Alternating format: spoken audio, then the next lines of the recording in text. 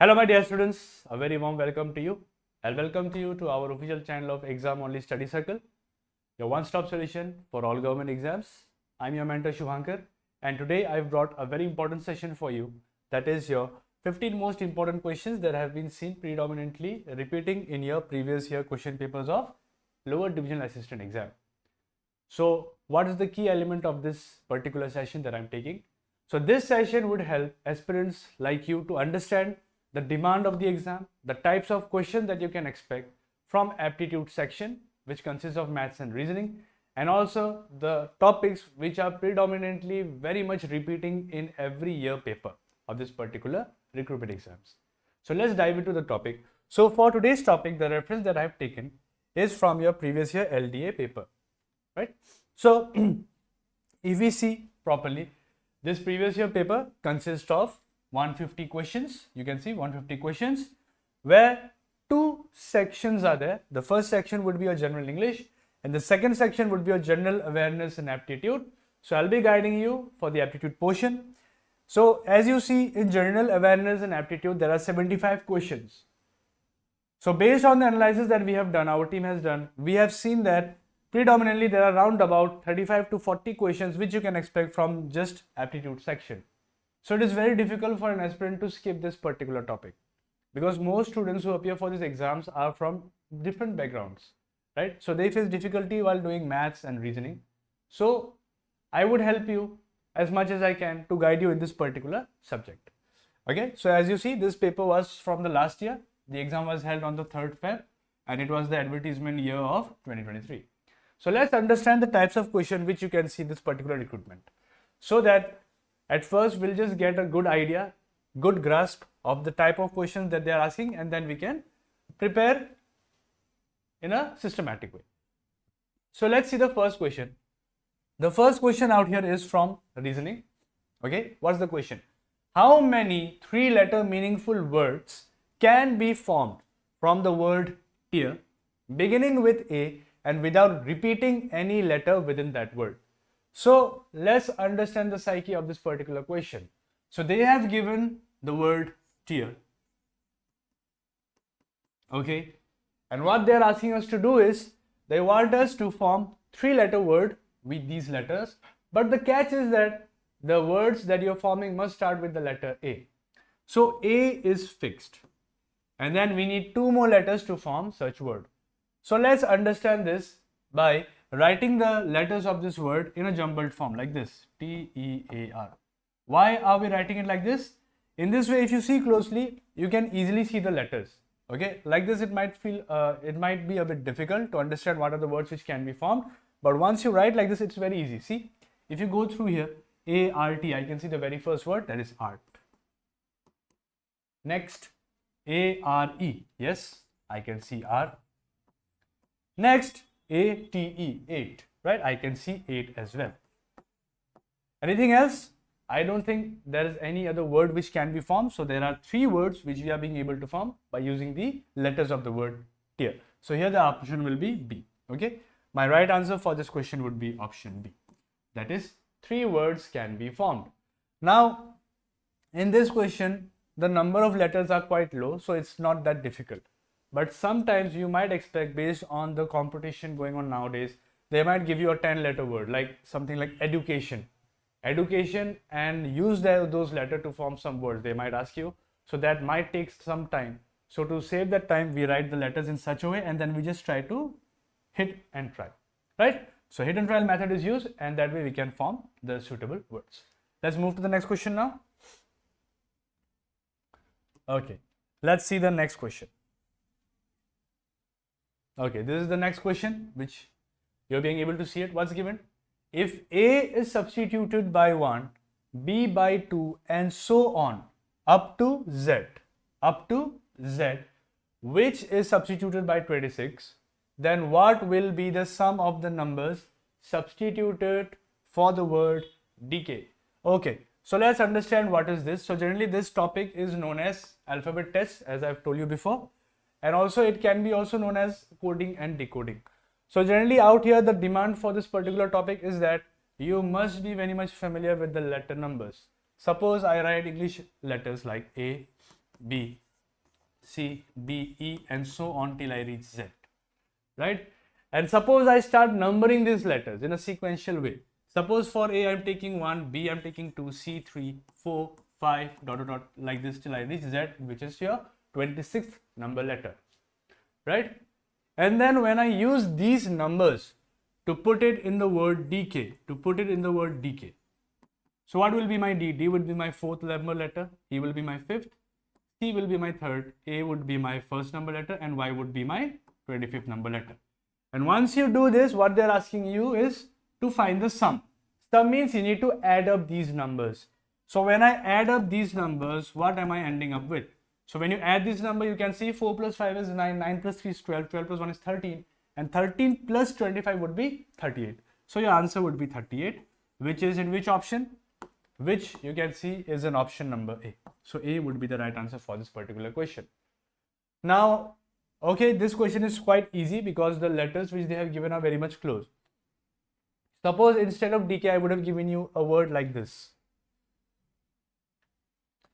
Like I have given something like sum the letter numbers of the letters like P, X, W, Y, and suppose let me take R. Now what will happen is it will take some time for you to solve such question, right? Because you don't know the letter numbers of P, you don't know the letter numbers of X, you don't know the letter number of W, and so on. So the catch out here, what I want you to understand is that you must memorize the letter numbers. Okay, in that way you will be able to solve the questions in a very minimum time. Because the motive of our exam is that we need to save time so that we can attempt more and more questions, right? And as you know, nowadays it's quite uncertain. The cutoff, it keeps on increasing, decreasing. So based on that, we need to prepare for the best. We need to prepare ourselves for the best moment, right? So for that, I would suggest you that you please try to memorize the letter numbers in your free times. And also, how to memorize the letter numbers? The best way to memorize it is to keep practicing, and you'll eventually memorize it, right? Okay, let's move to the next question now.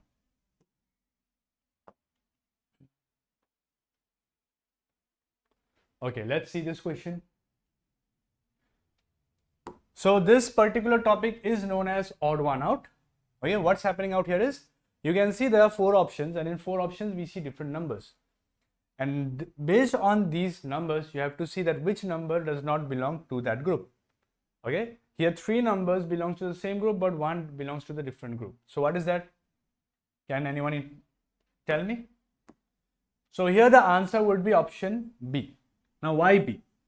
So there are 2 logics involved out here. First logic is, as a normal aspirant, what the students will see is that option A, C, and D. Out here, if you see the numbers, these are all your even numbers, right? But option B is the only option with an odd number. So that's why this is the odd one out. Clear? But the actual logic which is here is that option B is odd one out because it is a prime number. Prime number. Now let's understand this deeply. So generally this is known as number test. Number test. The topic is number test. And in this topic, we have a priority list that we must follow while solving such question. So your priority list, number 1 priorities are given to the prime numbers. Number 1 priority is given to the prime numbers. And then you have even numbers, odd numbers, and so on. So what are prime numbers? So generally prime numbers are those numbers which has only 2 factors. In a simple way, if I ask you, suppose I give you the number 3. Now I ask you, what are the numbers which can divide this 3? So you would say, so the numbers which can divide 3 are your 1 and 3 only. So the number which can be divisible by 1 and itself. This was the definition that we have learned in school. So this is the meaning of it. So we can see that there are only 2 factors, 1, 2. So only 2 factors are there which can divide 3. That is what? 1 and itself. So such numbers are known as a prime numbers. Let me take another example. Suppose 11. What are the numbers that can divide 11? You would say 1 and 11 itself. Is there any other number which can divide 11? Some might say 2, but generally we don't talk about the decimal numbers. A whole number we are talking about, right? So this is also a prime number. But let's check out for 6. If I see 6, what are the factors which can divide 6? Sir, 6 is divisible by 1. 6 is divisible by 2. 6 is divisible by 3. 6 is divisible by 6 itself, right? So we can see that there are 4 factors out here. So generally such numbers which has more than 2 factors are known as your composite number. Composite number. Okay. So mistakenly the students who have used the logic of checking out even and odd number have been correct. Okay, are correct. But actual concept is prime numbers, because in priority list we prioritize prime numbers the first, right? So here the answer will be option B. So I just give you a gist, right? Okay, next. Let's move to the next question now.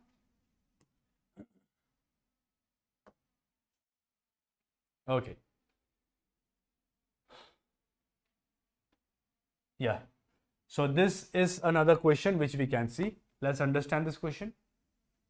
So if A is denoted by 4, L by 7, J by 2, 8, R by 8, E by 1, I by 3, then what will be the numeric form of the word jailer when written in the reverse order? Okay, let's understand this question. So the code that they are using for particular letters are, for A they are using 4, for L they are using 7, for J they are using 2, for R they are using 8, for E they are using 1, for I they are using 3. Okay, so these are the letters. Now if I see closely, even you know that sir, A is not 4th number letter. If we see sequentially, A is my first number letter, but here they have written 4. Similarly, if you know the letter number of L, L is a 12th number letter, but out here they have written 7.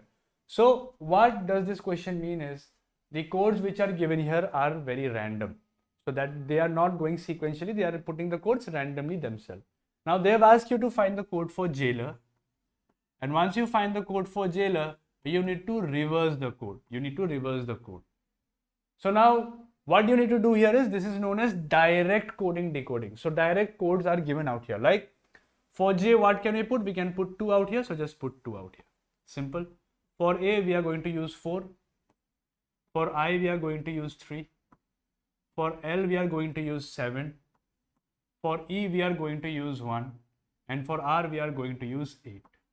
So roundabout, this is the code for jailer, but the answer should be reversed. The demand is that you reverse the option.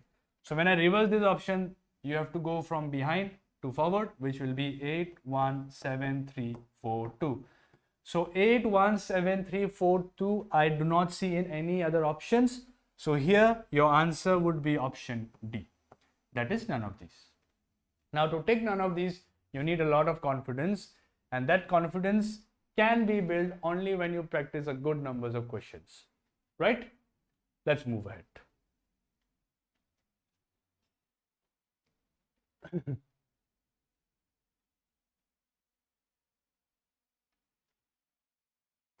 Okay, let's move to the next question now.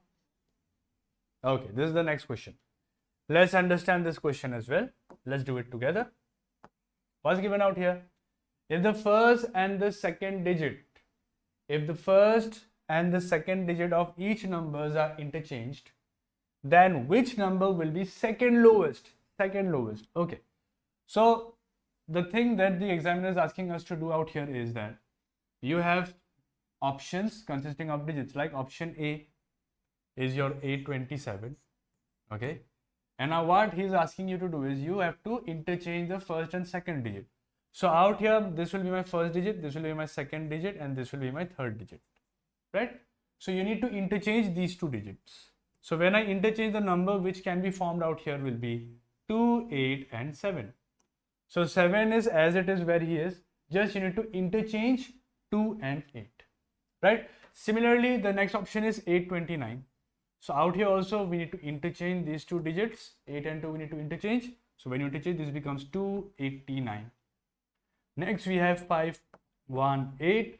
Out here also, sir, we need to interchange these 2 letters. So this becomes 158. And last option we have 748. So if you interchange these 2 options, you see 478. So we have interchanged and noted down the numbers. Now what we need to find is the second lowest number. So what will be the second lowest number? I would say, sir, this is my first. The smallest number is this one. After this, the second smallest number is this one, right? And this is what we need to find. So your answer would be option A. 827 will be the right answer, because after interchanging the digits of 827, we found out that this is the second lowest number. Okay. Now the catch is out here. If I would have asked you the second greatest number, then you would have ticked which one? This is the greatest one. After this, you can see this. So your answer would have been this one. Okay. So this is known as number bit test. Okay. Number test. Okay. Let's move to the next question now. Okay. Here it is. So see this particular topic is known as coding decoding. This particular topic is known as coding decoding. Now what happens in this topic? Right? What happens in this topic, and how do we do such questions? So let's understand. So generally what happens is they'll give you few words, and these words will be coded in some other way. Like see, inker is coded as KPLCP. Then we need to find that how this particular letters are changing to this particular code. That would be our main catch. And once we find out that, we can find the required words code, right? So let's understand. So I'll just note down all these things which they have given us. So inker code is given as what? So inker code is given as K. Just a minute. Inker code is given as KPLCP, right? KPLCP. Next, glide code is given as what? They're given as INJBC. This is the glide code. Now we need to find the code for jinx. I'm writing it here, right? So now if you see closely, you won't be able to figure out what's going on. So to know what's going on, what you need to do is you need to be familiar with the letter numbers, as I said before. So if I write down the letter numbers, you'll be able to figure out what's going on. See, I'll write down the letter numbers for you. Now I is your 9th number letter, right? N is your 14th number letter, K is my 11th number letter, E is my 5th number letter, R is my 18th number letter. K is my 11th number letter, P is 16, L is 12, C is 3, and P is 16. For now, what you can do is you can note down A, B, C, D, E, F, G till Z, and then note down the letter numbers on top of that, and then you can use that as a blueprint to solve. But in the exam, you should be able to memorize it and do it quickly like I'm doing it, right? So see, it becomes very easy when you know the letter numbers, when you memorize the letter numbers. Now, if I'll show you the pattern which is going on out here, you would be able to see that. See, this was 9, and from 9, it has become 11. So obviously, I have added +2 out here. As I added +2, this became 11. Similarly, 14, 16 is +2. In 14, when you add +2, you're getting 16. Now, at the middle, you would see there is a +1. In the middle, there is a +1 because from 11, we are going to 12. Now, coming to the right side of the middle letter, you'll be able to see that it has become 5 and 3. That means here we are doing subtracting 2. Here we are doing -2. Similarly, here also -2. So we have figured out the pattern by which this particular code is coming. So what we are doing is we are adding +2, +2, then we are adding +1, and then we are subtracting -2, -2. Same thing, let me check out here. Let me check this also, if the same thing is going on out here or not. G is your 7, L is 12, I is 9, D is 4, E is 5. I is 9, 14, J is 10, B is 2, and C is your 3. Now let's check if we can see the same pattern. So out here +2, yes sir, 7 + 2 is 9, 12 + 2 is 14, 9 + 1 is 10, yes, 4 - 2 is 2, and 5 - 2 is 3, yes, exactly. So exact pattern we are being able to find out here also. So now we can find the code for jinx. Let's find the code for jinx. Letter number of J, 10, I is 9, N is 14, K is 11, S is your 19. So let's put in the code. So this should be +2, this should be +2, this should be +1, this should be -2, this should be -2. When you do that 10 + 2, you're getting 12. 12 means L. Let's see the option. So L is in my option A, C, and D. So I'm removing B. I don't have to see B. Okay. Like this, you can save your time. Now 9 + 2 would be 11. 11 is K. LK. LK option is C and D. So A you can remove. So your answer would be in C or D. Now, if you see the next letter out here, both has O. So I'm not going to check that because I know it's going to come O. I'm going to check the next one. 11 - 2 is your 9, and 9 means I. I is option C, so this is the answer. Okay. So this is few way of doing the question so that you save a lot of time, right? Now I don't need to solve the entire question. I just need to tick the option, right? So we can use some tips and tricks to solve this question. Okay? Chalo. Shall we move to the next question now? Okay. Let's move to the next question.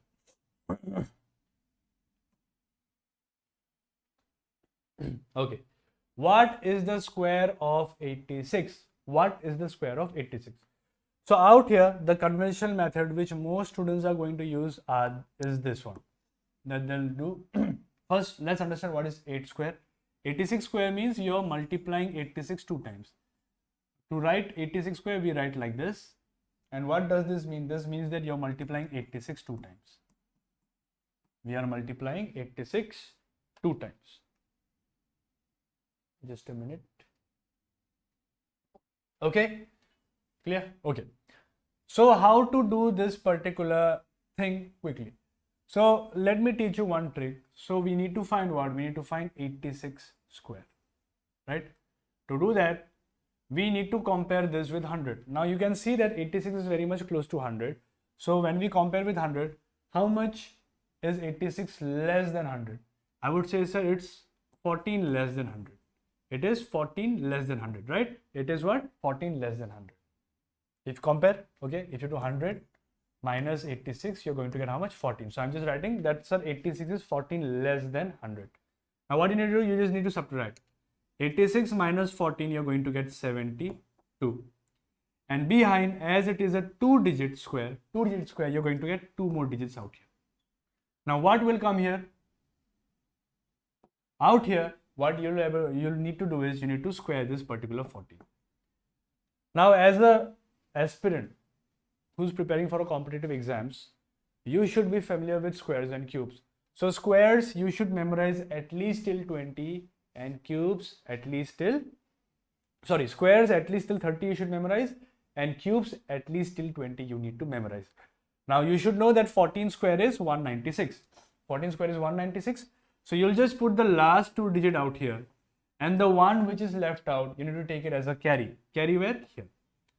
So 72 plus 1 becomes 7396 and you see that this is your answer. So we have found the square of this particular number 7396. Clear? Now you might feel like it is difficult, but slowly when you keep doing it, it gets very easy. Let me give you one more example, okay? So we have already found the answer for this particular question. Suppose I ask you, what is the square of, suppose, a number like 91? What is the square of 91? 91 square is how much? Now we are going to use the same method. 91 is how much less than 100? I would say, sir, it is 9 less than 100. 9 less than 100. Just subtract. 91 minus 9 is 82. Right? And the next part, 2-digit square, that means we are going to get 2 digit. Now what you need to do, you just need to square this number. 9 square is how much? 81. Just put 81 out here. See, it's so easy. Right? It's so easy. So this is the technique. You can use a calculator and check, you'll get this answer. Right? So here the answer is option number A. Let's move to the next question now.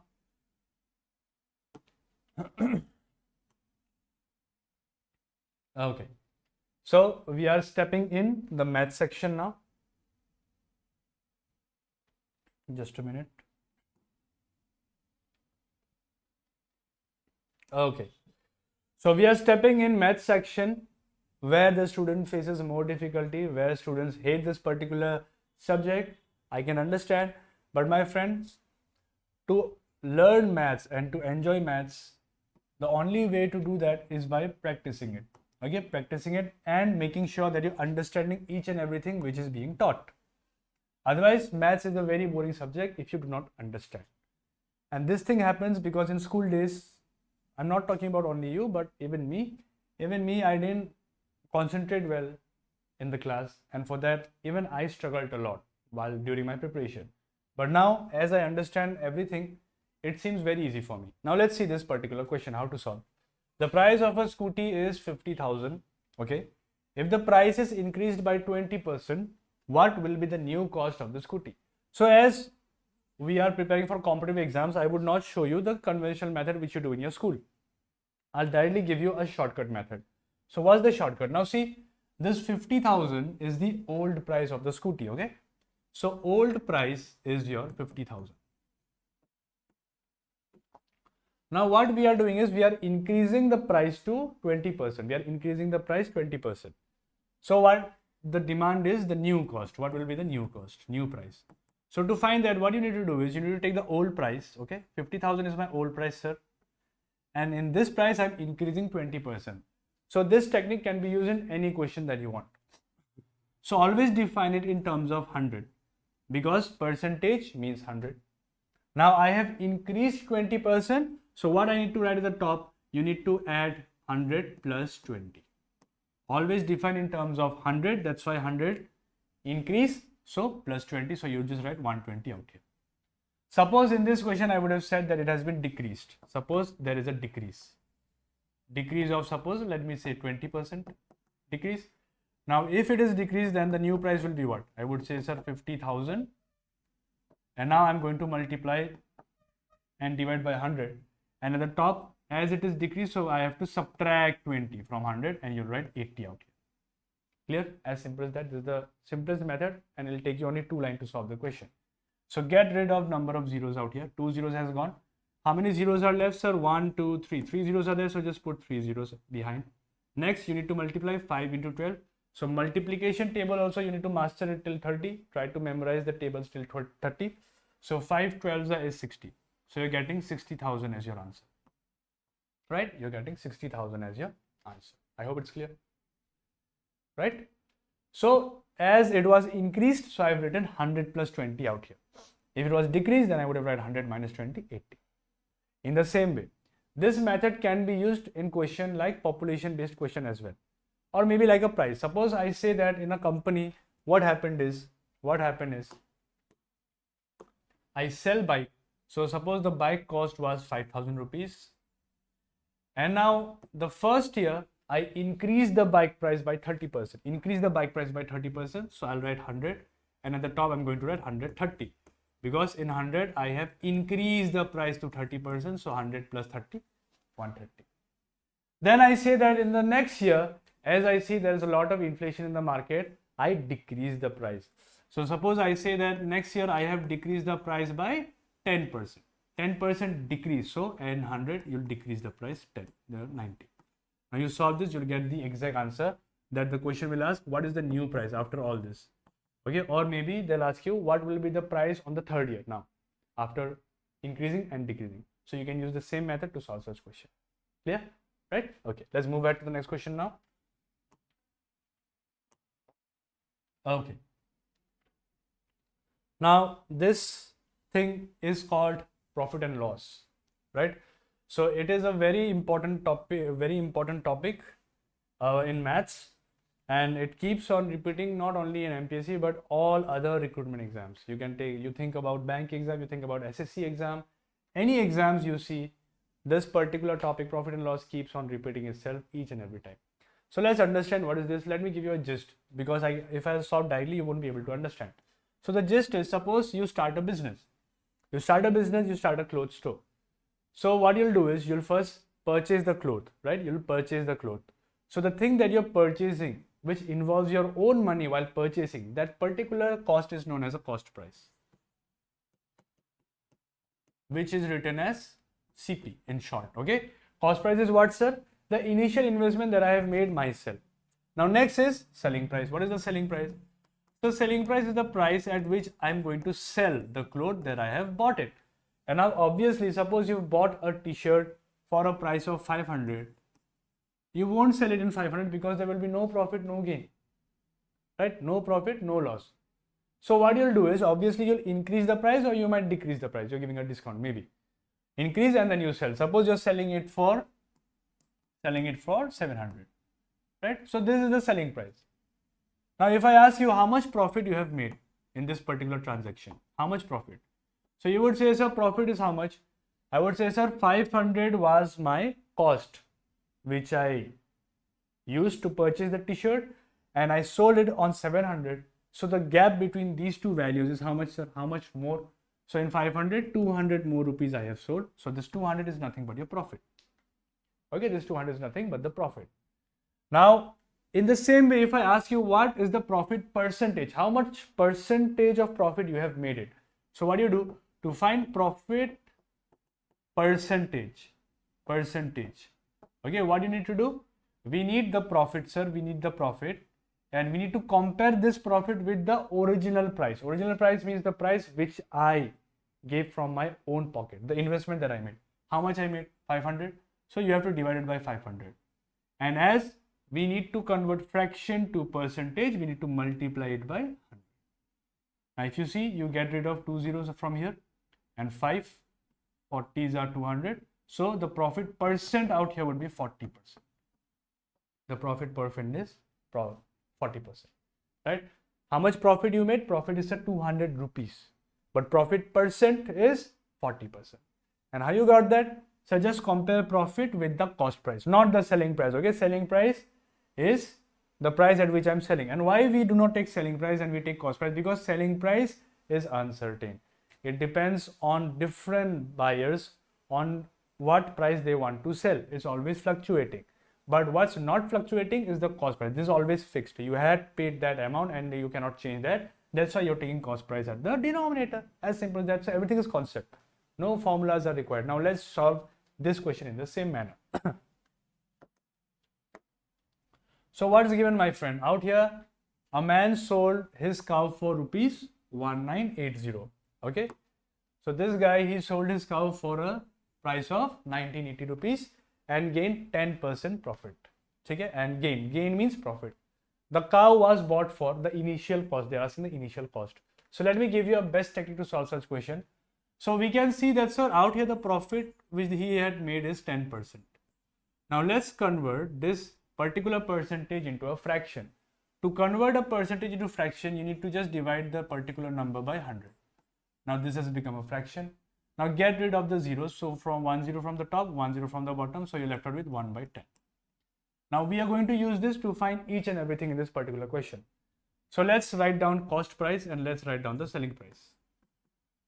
So my friend, in this particular fraction, whatever is in the bottom, that particular thing is your cost price. So this 10 is what, sir? This 10 is my cost price. Just put 10 out here. Done. Now selling price. Selling price is the price where I put my profit and I sell it. So where is the profit, sir? The profit is at the top. This one is the profit. So we are making profit. So 10 plus 1 would be 11. So 11 is the selling price, you would say. Suppose there was a loss, then you would have subtracted. 10 minus 1 would be 9. But as it is a profit, what am I doing? I am adding them. Okay. Whatever number is here, suppose 2 by 10, just add 2 plus 10. Sorry, 10 plus 2. You know, 10 plus 2, 12, and so on. Right?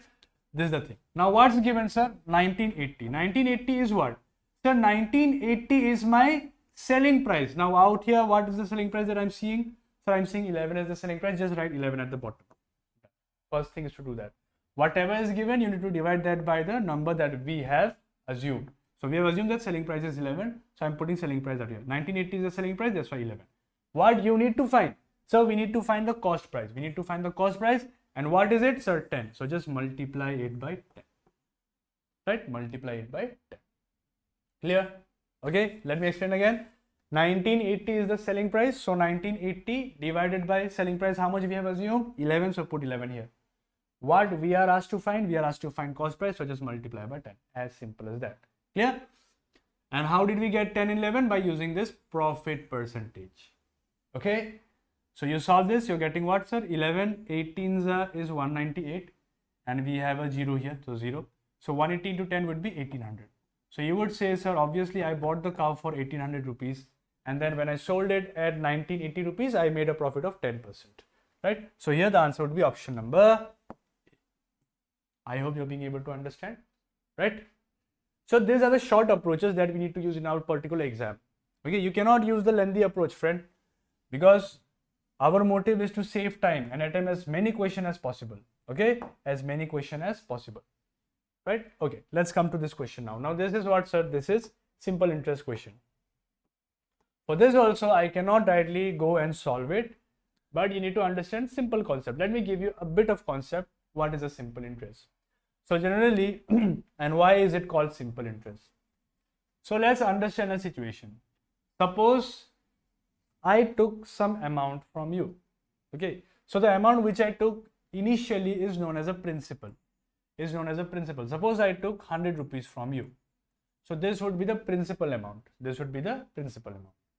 Okay. And now I tell you that I'll pay you after 2 years. Okay. I'll pay you back after 2 years. So you would say, as I'm waiting for so long, you need to pay me with some interest. Okay. Now the interest that you have demanded out here is suppose 10 rupees. Okay. So the interest that they want every year is 10 rupees. Every year interest is 10 rupees. So what will happen is, in the first year, I would pay you 100 along with the interest 10 rupees. And in the second year, I would pay you 100 along with the first year interest and also the second year interest. So total amount that I'm going to pay you would be 120 rupees. Okay. 120 rupees in 2 years I'll be paying. So if you notice one thing out here, you will be able to notice that the interest is same in every year. See, the interest is same. Interest is not changing. Every year I'm paying you 10 rupees as the interest. So as your interest is same in each and every year, this thing is known as simple interest. It's simple. Okay, just same interest you pay me. So that's why it is called simple interest. But if the interest keeps on changing, then that is known as a compound interest. So that's another way of putting the interest. Let me give you an example. Simple interests are like your mobile or phone's EMI, which you pay. So every month you're paying the same amount, right? So in that amount that you're paying the principal and also the interest in it. And it does not change. It's not that you're paying this month 2,000 rupees and next month it becomes 4,000. It never happens. EMI is fixed. So that is simple interest. But if you talk about mutual funds, there it is always compounding. That's why suppose you just open an SIP of 2,000 rupees and you invest it for around about 30 years. So that particular thing in 30 years, 2,000 into 12 will be 24,000 every year you're paying, and 24,000 into 30 comes up to be how much? 72, 7 lakhs 20,000. So 7 lakh 20,000 would become around about 30 or 40 lakhs. Now how is this particular amount becoming so big? Because there you're putting compound interest, and in compound interest your interest, it keeps on increasing every year, right? So let's understand this question now. Now I just give you a gist. So principal is the initial amount that you took, okay, and obviously interest, this is like just between us that I'm taking 10 rupees, but obviously if you go to the bank, he'll charge you in a percentage way. Okay, so he'll put a rate on it that okay, every year you pay me 4% per annum, means 1 year 4% for 3 years, So here in school days also you must have learned this formula, which is your SI is equal to PRT by 100. So for now let's just solve it like this, but there is a short method which I'll teach later on to you. Okay, so simple interest that you're going to see would be how much? P is the principal initial amount. How much I took, sir? 2,500. So 2,500. Okay, how much rate of interest I'm taking from you? 4% every year. So just put 4. For how many years is the loan tenure? Sir, the loan tenure is for 3 years. So put 3 and then you divide by 100. Now cut down 2 zeros from here and you're getting the answer as what? So 25 into 4 is 100. 100 into 3 is 300. So simple interest that you need to pay every year to that particular person, no, not every year, after 3 years would be 300. Clear? Would be 300. Okay. Let's move ahead to the next question. Again, see? So it is dominantly repeating itself like every year, right? Again, we can see the simple interest question. So, but here let me teach you a short trick to solve this question. Okay. Now, if you use the formula, what you need to do is what's given out here. So they have given you 1,400. This is what, sir, this is the principal. So principal is 1,400. And amounts to means the final amount that you're paying. Like for example, we took what? I took 100 rupees from you and then I'm paying you 120 rupees. So 120 is your final amount that you're paying. So it is called amount. Amount is 6480. And to do this, I took time period of 7 years. And they have asked you, what is the rate? At what rate did I charge you? So you paid this much amount.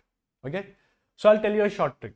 Let's just find the difference between them. Let's see how much interest we have gained in the past years. So when you subtract 6480 from 4800, what you're getting? You're getting, sir, 80. Out here you will be able to see 616. 1680 you're seeing. So 1680 is your total interest that you have paid in how many years? Sir, 7 years. In 7 years, sir, I have paid 1680 as the total interest. So in 1 year, how much will I be paying? Sir, in 1 year, I'll be paying 1680 divided by 7. Understand this thing like that. Suppose I say you bought 10 chips for 100 rupees. Okay, 10 chips for 100 rupees. So how much a one chips cost? How much one chips will cost? You would say, sir, 100 divided by 10. That means 10 rupees. That's why 10, 10, 10, it became 100 rupees. So same thing. 7 chips, 1680 rupees. 1 chips is what? 1680 divided by 7. Just simple. Okay. So 1 year interest is how much? If you cancel this, you'll be able to see 240 rupees. So every year I'm charging 240 rupees from you. Now we need to find the rate. So how to find the rate? So I taught you already in percentage. What? So 240 is my interest. So you take interest and we compare it with what? What is fixed every time? The fixed thing is your principal out here. Like that it was cost price, out here principal is always fixed. So put 1400 at the denominator. And to convert fraction to percentage, we need to multiply by 100. Simple. Get rid of the zeros. So 2 zeros from here, 2 zeros from here is gone. Let's cancel this. So 24 ones are 24, 24 twos are 48, then 2 5s are 10. So the rate that I'm charging you is 5%. So this much rate I have given you, and based on this rate, you're paying me how much, sir? 6,480 rupees after 7. I hope it's clear, right? Okay, let's move to the next question now. So do not worry. Once you join the paid batches, okay, I'll teach you each and everything in full detail. Okay, this is also a simple session. But see how detailed and how prominently we are solving each and every question together. So let's see this question now. A and B invest some amount in the ratio of 4:7. Okay, so let's understand what is a ratio first, and then we'll come to this particular question. So what is a ratio, my friend? What is a ratio? Right? So if you ask me what is a ratio, I would say, sir, ratio is nothing but a reduced fraction. Okay, let's take an example. Suppose I say that there are two people A and B. There are two people A and B. Now A had how much rupees? Suppose A had, sir, 30 rupees with him and B had, sir, 45 rupees with him. Okay, so this is the share of A and B. Now this thing cannot be called as a ratio because they are in their actual value. They are in their actual value. Actual, this is the value. To make it ratio, what you need to do is you need to reduce these two numbers. Reduce means you need to cancel it as much as you can. Suppose 30 and 45. Let's cancel it. What can we use to cancel? We can use 5 to cancel, sir. So 5 6 are 30 and 5 9s are 45. Can we cancel further? Yes, sir. We can cancel further with what? 3. So 3 2s are 6, 3 3s are 9. So you can see this 3 and 2 which you're seeing here, and these two dots that I'm using, this particular thing is known as a ratio, and the same thing is given out here. So from ratio, what we get to learn? So we get to learn that the ratio that they give is not the actual value. The actual value was something else. What was the actual value? So the actual value was, if you see closely out here, it was what? So 30 and 45. Right? Now to get 30 and 45, what do we need? We need something to multiply with the ratio so that we'll get in there. So what are we multiplying? So if you see closely, what you will multiply into to get 30? So you need to multiply 15. You need to multiply 15, then you're going to get 30. And here also, so you need to multiply 15, then you're going to get 45. Okay. So now I showed you the motive. So the motive in ratio should be to find this particular unknown thing. Once you get that, you'll be able to figure out what was the actual value. Okay. So this 4:7 which they have given here, right? This is not the actual value. This is the ratio. It has come after cancelling the share of A and B, after doing many things like this, and then you're getting this one, right? So that's why in ratio based questions, what the students do is when they write AB, okay, they always write it like 4x and 7x. You must be remembering in school days we used to do this, but we were never sure. Some of us, like me, even I was never sure that why do you put x every time. So you put x because our motive is to find that x, and we multiply that x to this original value, okay, this reduced value to get the original value. What was the original value, right? Okay, next. So this is the investment they made, okay, and if the end of the business, the total profit earned. Okay, let's understand this thing. So partnership, you just need to understand one simple formula. So in partnership, to find the profit, if we need to find the profit, what we need to do is we need to multiply the investment made, multiply the investment weight with the time of investment. How long we have invested. Okay, so this is how you get the profit. So I have invested some amount, and for how long I've invested, that is the profit. Okay, profit share. So I would say, sir, out here time is not given. So whenever in in partnership question, when time is not given, we assume that the total tenure of this particular business is of 1 year. So this is what, sir, this is the investment made. This is the investment made. And next, the time. We are not sure how much is the time, so we take it like 1 year. So we have invested for 1 year. Now let's find the profit. So what will be the profit? So the profit is what, sir? Investment into time. So 4x into 1x would be 4x, and 7x into 1x would be 7x. Done. And what's given us, sir, the thing which is given us is total profit. Total profit means what? So total profit means that I'm including A's share and B's share together. And this amount is given to me how much? This amount is given to me 6875. Okay?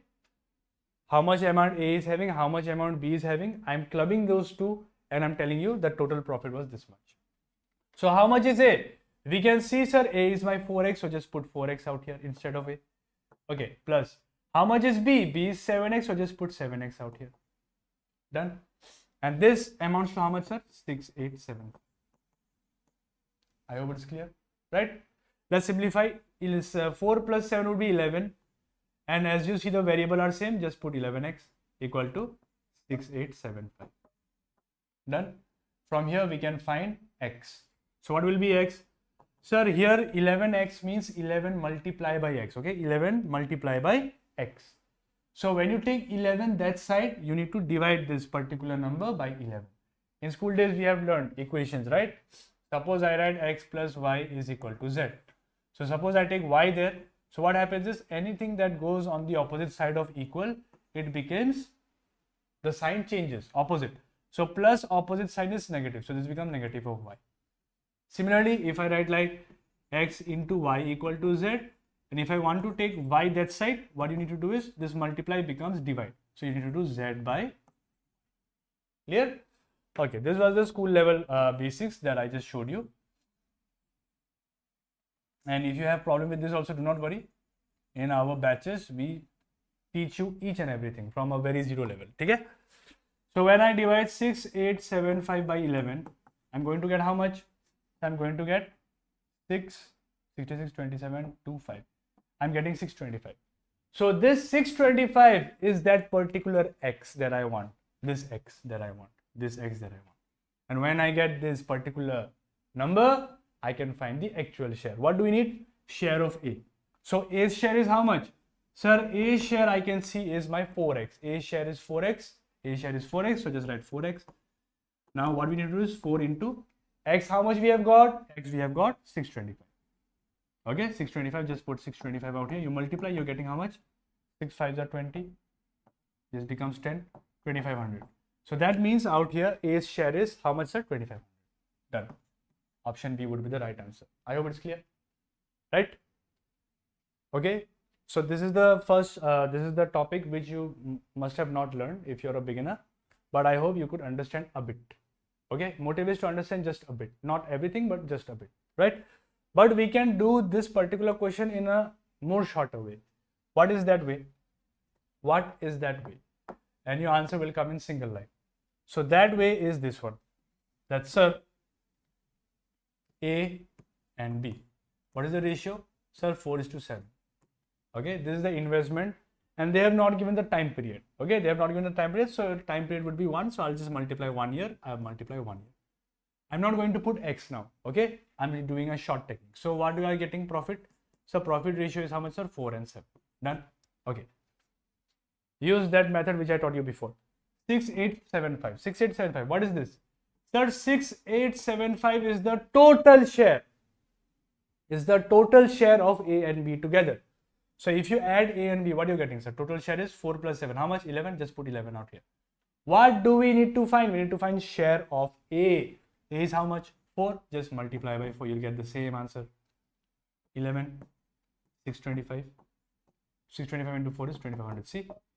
Now you're getting the answer in single line. Okay? So this is how we are going to learn each and everything. Okay? We'll learn the basic. We'll learn the basic way to solve such a question, and then we'll go to the tricks. In that way, your basics would be always cleared, and you'll understand the tricks also more predominantly. Okay? Chalo. Let's move to the next one. Okay, not too many questions left. Okay, only 3 questions left. Let's do it quickly together. So this is a very interesting topic. It is called calendars, right? So how to solve such a question? Let's just dive into the topic and see how to solve this question. If day after tomorrow is Saturday, okay, what day was 4 days before yesterday? Acha. So what's given is, if day after tomorrow is Saturday, so we'll always define everything in terms of today. Okay, I'm writing today out here.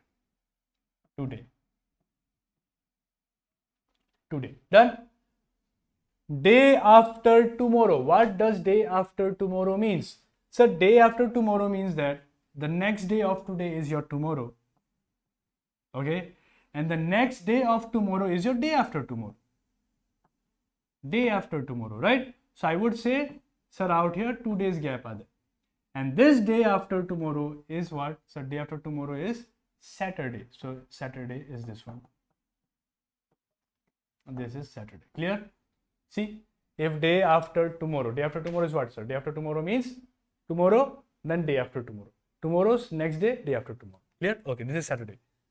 What day was 4 days before yesterday? 4 days before yesterday. So if this is today, then 1 day before today is known as yesterday. This would be yesterday.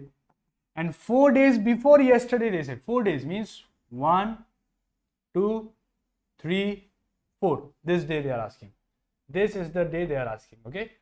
4 days before yesterday. So this is the day they are asking. So let's see now. We have drawn the figure. Now we can solve it.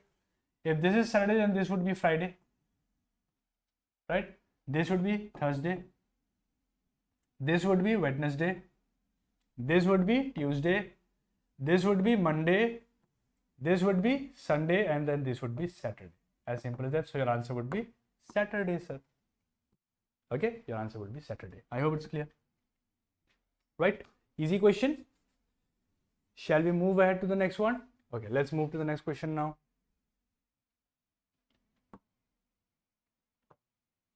Okay.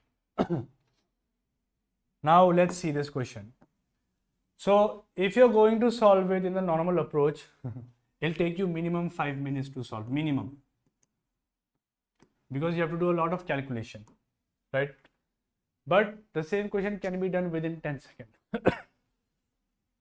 So to understand that, let's take a simple example. Okay. Suppose I ask you to add 5 into 7 plus 3 into 2, suppose, right? How you do it? So generally we need to apply Bodmer's rule out here. Okay, Bodmer's rule. Most students, what they'll do is they'll add these 2 up. Okay, and then they'll multiply. So that's wrong. So you need to use Bodmer's rule. So always you need to multiply first and then you have to add. So let's multiply. So 5 into 7 would be my 35. And 3 into 2 would be my 6. And when you add them, what you're being able to see is you'll be able to see 41. Right? 41. Right? So you just see the last digit. See what we are getting here? 1. Okay. Now if I see the options out here, if you see the options out here, you'll be able to see in option A there is a 8. In option B there is a 5. In option C there is a 0. And in option D there is a 7. And so we are going to use the unit digit concept. Now same thing I could have done like this also. See, 7 5s is 35. Okay, just forget 3. What's left out? 5. So write 5. 7 5 is 35. I'm writing 5. Next, 3 2s is 6, right? So I'm just writing plus 6. Now 5 plus 6 is how much? 11. Just forget that previous one. You can see last is 1. And that's what you're getting out here. So such question we are going to use by using the unit digit concept. Okay. And it'll save you a lot of time. Okay. So let's solve. So we know, sir, 7 into 7 is how much, sir? 49. So just write 9. 4 will be carry and something will happen. Next, plus 3 3s is 9. So just write 9. Now when you add these two 9, you're getting 18. Forget 1. What you're getting? 8. Now check the option which has 8 at the last. A. So A will be the right answer. As simple as that. Clear? So this is 10-second trick. Okay, this is 10-second trick. So out here A would be the right answer for this question. I hope it's clear, right? So this is a short technique to solve such question. But roundabout, a normal aspirant who doesn't know this method, he'll take minimum 5 to even some might take 10 minutes also to do the calculation, right? Because they'll have to multiply 3 digits, and then they have to add them also, right? They have to add them as well. So it'll take a lot of time. But we use the unit digit concept to solve this question, right? Okay, next. So let's move on to the last question. Okay, so we see the last question out here. So this is odd one out, word-based odd one out. So they have given few options like triangle, tangent, square, rhombus, and you have to find the odd one out. So we know that a triangle is a shape. Okay, square is a shape. Rhombus is also a shape, but tangent is not a shape. So that's why this will be the odd one out. What is a tangent? Let's understand. So when you draw a circle, my friend, when you draw a circle, and when I draw a line touching this circle, suppose I draw a line which touches this circle like this. Okay, just at the edges is touching. It touches on one point. So the line which touches the circle and passes straight is known as a tangent. So generally tangents are used to find the direction. Okay, direction of movement of a particle. Generally this is a term which is mostly used in circle chapters of maths and also in physics. In physics also this plays a very important role. So if you want to see a velocity direction of an object moving in a circular path, you need to draw a tangent. Okay, you need to draw a tangent. But we don't have to go in so much of detail. Just understand that tangent is not a shape, but this is a perimeter of circle, not a shape, right? So that's it, my friend. So this is it. So these are the 15 most important questions which I found out are predominantly repeating in your LDA recruitment exams. So like this, I'll bring few more sessions for you free of cost in YouTube. And if you're interested, then you can join our paid batches as well, where we'll be guiding you each and every topic in full detail. Each and every topic will be taught to you in full detail.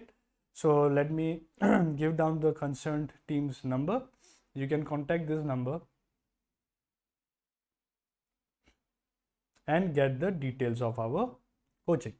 So the number is 70058 50188. Okay, so this is the number you can contact anytime that you want. So we are providing you online and offline both classes, right? Online, offline both classes, and we'll be providing you study materials. Each and everything will be given to you. You just have to come and study. That's it. You don't have to worry about from where to study, what are the materials that you need. Nothing is required. You just come, take the concept, take the practice sheets along with you and keep on practicing. And we are focusing that this time we need 100% selection. Okay. And with that motive only, we have putting in so much effort. We are doing research, and also we have an expert team who can guide you for each and every subject. So I hope this session was fruitful for you. If you found it fruitful, useful, please make sure to subscribe our channel, like the session, and also share to your beloved friends. Those who cannot afford coaching, no worries, we are here to help you for free of cost. We'll be doing some previous year question paper like this once in every week, where I'll be teaching you the best approaches to solve such questions. So thank you, keep studying, and I'll see you in the next upcoming session. Bye-bye.